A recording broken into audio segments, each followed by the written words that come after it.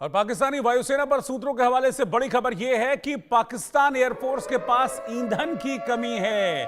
कुछ ही घंटे उड़ान भर सकते हैं पाकिस्तान के जेट, जिनका वो हवाला दे रहे थे पाकिस्तान के एयरफोर्स और पाकिस्तान के आर्मी वाले। इस्लामाबाद से स्कर्दू तक रेडियो साइलेंट कादरी बेस पर सिर्फ 2 जेट का संचालन वहां पर हो रहा है। तो पाकिस्तान एयरफोर्स के पास आप समझ लीजिए कि जेट को उड़ाने के लिए तेल ही नहीं है, ईंधन जेट को उड़ाने के लिए नहीं है, और हिंदुस्तान से जंग की बात कर रहे हैं। पाकिस्तान के किसी मंत्री को आप देख लीजिए, जंग की बात करता है वो, जंग जंग जंग जंग। लेकिन सवाल यह है कि जंग में जब रसद पानी नहीं होगा तो क्या खाक जंग लड़ोगे? पाकिस्तान की एयरफोर्स के पास ईंधन नहीं है, यानी कि आप समझ लीजिए कि जैसे पेट्रोल के बिना स्कूटर या मोटरसाइकिल नहीं चल सकती है, ऐसे ही वो ईंधन नहीं होगा तो पाकिस्तान के जो जेट हैं वो कैसे उड़ान भरेंगे। इसीलिए पाकिस्तान में पिछले दिनों एक वीडियो भी बड़ा वायरल हो रहा था, जिसमें एक बंदा ऐसी गत्ते का जो जेट है उसको बनाकर दौड़ रहा था, और बड़ा वायरल वो वीडियो हुआ था और बड़ी भत पिटी थी उसमें पाकिस्तानी एयरफोर्स की कि क्या ऐसे जेट से हिंदुस्तान से मुकाबला करोगे जिसमें उड़कर नहीं दौड़कर जाना पड़ता है। तो यही हाल है इस वक्त पाकिस्तान की एयरफोर्स का कि वहां पर फाइटर जेट्स जिनकी धमकी पाकिस्तान सेना देती है, उनको उड़ाने के लिए ईंधन है नहीं पाकिस्तान के पास।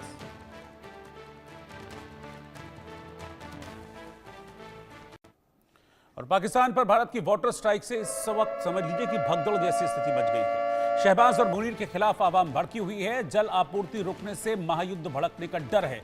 मुनीर की गलत पहल से पाकिस्तान की आवाम पर खतरा मंडरा रहा है कि वो प्यासे मर सकते हैं। लाहौर, कराची और मुल्तान की जनता में इस वक्त जबरदस्त नाराजगी देखी जा रही है। शहबाज के खिलाफ आवाम मोर्चा खोल सकती है।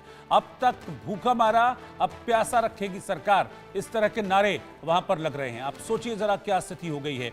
कल हमने सिंध की तस्वीरें आपको दिखाई थी, और सिंध की तस्वीरों में कैसे जबरदस्त विरोध हो रहा था, पानी को लेकर वो लड़ाई चल रही थी, और जब उसे रोकने के लिए सेना और पुलिस के जवान पहुंचे तो उस भड़की हुई आवाम ने डंडे मार मार कर सेना और पुलिस को भगा दिया था वहां से। उसके बाद एक सीसीआई की बैठक आज सुबह हुई थी, जिस पर यह कहा गया कि भाई हम पानी के लिए व्यवस्था करेंगे। दरअसल वहां पर नहरों को बांटने के खिलाफ सिंध प्रांत के लोग थे, और सिंध के लोगों का यह भी कहना है कि भाई आप हमको अलग सिंध दे दीजिए, सिंध देश, और हम उसको अपने अच्छे से चला लेंगे, हमें शहबाज और मुनीर की हमको जरूरत नहीं है। इस बात को लेकर भी पाकिस्तान से लगातार पाकिस्तान के खिलाफ सिंध से आवाजें उठती रही हैं। और अब ये नहरों वाला मसला बढ़ता जा रहा था, उसको थामने के लिए सीसीआई की बैठक रखी गई, लेकिन वो बैठक भी बेनतीजा साबित हुई। अब वो मसला खत्म नहीं हुआ था कि लाहौर, कराची और मुल्तान जैसे जो पाकिस्तान के शहर हैं, वहां से भी पानी को लेकर अब आवाजें उठने लगी हैं कि अब तक तुमने भूखा रखा, भूखा इसलिए क्योंकि आटा, दाल, चावल के भाव आसमान छू रहे हैं, अब क्या प्यासा मारोगे, इस तरह के नारे लग रहे हैं।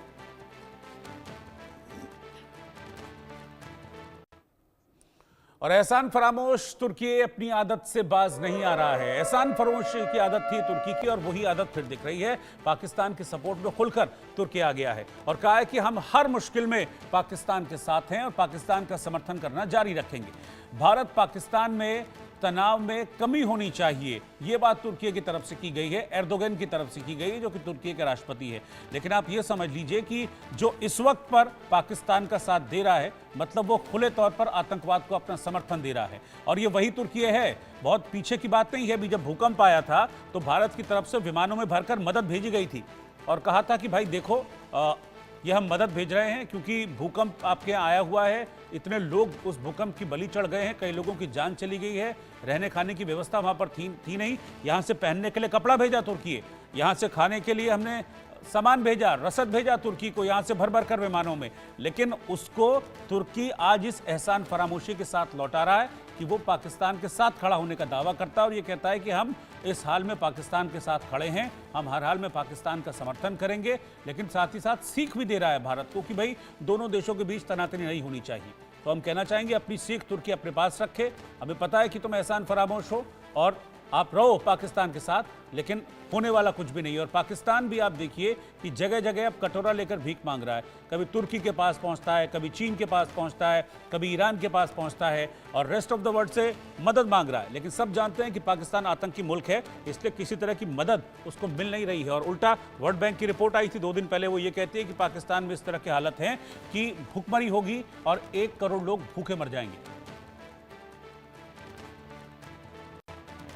एक और ब्रेकिंग न्यूज ये है कि कंगाल पाकिस्तान में बगावत इस वक्त चरम पर है। सिंध में शहबाज के खिलाफ खूब नारेबाजी हो रही है। अवैध 6 नहरों के खिलाफ विरोध वहां पर हो रहा है। पाकिस्तान के नहर बनाए जाने का विरोध हो रहा है और शहबाज सरकार को खुली धमकी दी जा रही है। ये उसी प्रोटेस्ट का मैं जिक्र कर रहा हूं। और ये जो आप लाल झंडे लहराते हुए देख रहे हैं ना, ये सिंध वालों ने अपने झंडे बना लिए। जैसे पाकिस्तान का एक झंडा है जिसमें आपको चांद तारा दिखता है, ये सिंध वालों ने अपना झंडा बना लिया है। वो कह रहे हैं जब अलग सिंध देश बनेगा तो यही हमारा झंडा होगा। और इसी झंडे को लहराकर वो पाकिस्तान से अलग होने की बात भी करते हैं और कहते हैं कि भाई जो तुम नहरों का प्रोजेक्ट बनाने की बात कर रहे हो, हम उससे इत्तेफाक नहीं है। और इस वक्त बगावत चरम पर है। और इसी बगावत को थामने के लिए, जिसमें सीसीआई का जिक्र कर रहा था, सीसीआई की बैठक की गई थी, लेकिन उसका भी कोई आउटकम, पॉजिटिव आउटकम नहीं निकला। ये कहा गया कि हम कुछ समितियां बनाएंगे, वो समितियां बैठेंगी और फिर नहर बनाने को लेकर क्या करना है उस पर फैसला लिया जाएगा। लेकिन सिंध की जनता ने यह कह दिया है कि भाई नहरें निकालने का हम विरोध करते हैं, क्योंकि पानी की वैसे ही ऑलरेडी कमी है और अगर तुम नहरें यहाँ से निकालने लगोगे तो फिर हालत और ख़राब हो जाएगी। अच्छा, डर इस बात का भी सता रहा है कि पीछे से अगर भारत पाकिस्तान का पानी रोक देता है तो फिर स्थिति यहाँ पर और ज़्यादा खराब हो जाएगी। ऐसे में नहर बनाकर अगर पानी को बांट देंगे तो सिंध के जो इलाके हैं वो प्यासे मर जाएंगे, उनके पास खेती के लिए, सिंचाई के लिए पानी नहीं रहेगा।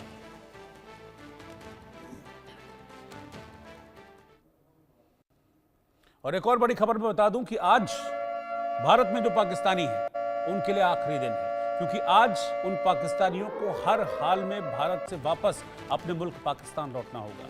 पाकिस्तान अगर वापस नहीं जाते हैं तो फिर उन पर सख्त एक्शन हो सकता है, जुर्माना लग सकता है और 3 साल की सजा भी उन्हें सुनाई जा सकती है।